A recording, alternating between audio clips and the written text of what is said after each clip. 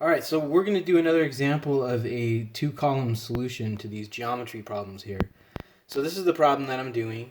It tells me that angle 1 here is 40 degrees. Angle WPT, this big one right here, that's 110 degrees. And it wants me to find this angle over here, which is TPX. So I'm going to start by writing down what they gave me. So angle 1 is equal to 40 degrees. They said that the measure of angle WPT is equal to 110 degrees. And then right here they have it indicated that this is a right angle. So I'm going to go ahead and write down the measure of angle SPR is equal to 90 degrees. And so that was given. Okay, so the next thing I'm going to do is I'm going to focus on angle 1 and angle 2 because they make up this 90-degree angle.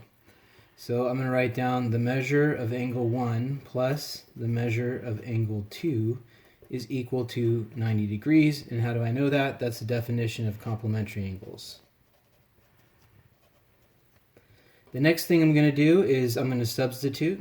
So it says right here that angle 1 is 40. So what I'm going to do is I'm going to write a 40 in that place.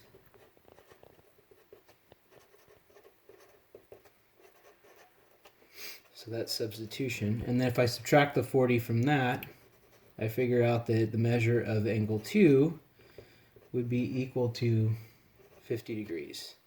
And that is the subtraction property of equality. All right, so now that I know that, so I know angle 2 is 50, I know because of the angle addition postulate that these two smaller angles will add up to the big one, which is my WPT. So what I'm going to do is put the measure of angle 2 plus the measure of angle 3 is equal to the measure of angle WPT, and that's the angle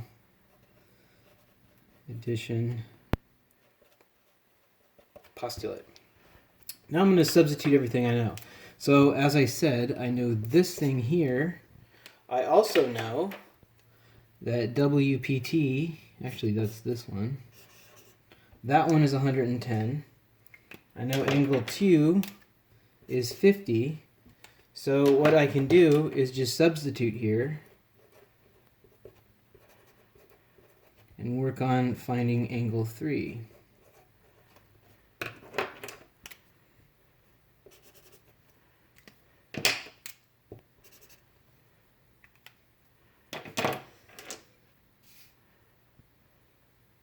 Okay, so now I'm going to do the measure of angle 3. The measure of angle 3 is equal to 110 minus 50, which is 60 degrees.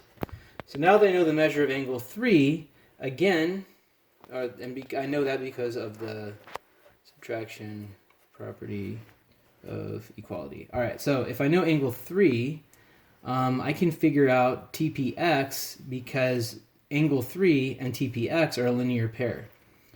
So I know that measure of angle 3 plus the measure of angle TPX is equal to 180 degrees. And that's the definition of a linear pair. Okay, so now I'm going to substitute. I know this is 60, so I'm going to go ahead and put a 60 degrees there. I know that I don't know TPX. That's what I'm trying to figure out. And I know they add to 180 degrees. So if I subtract 60 off of this, I know that TPX is equal to 120 degrees. So that one was substitution. This one is, again, the subtraction property of equality. And there it is. There's my answer. TPX is 120, so I found it.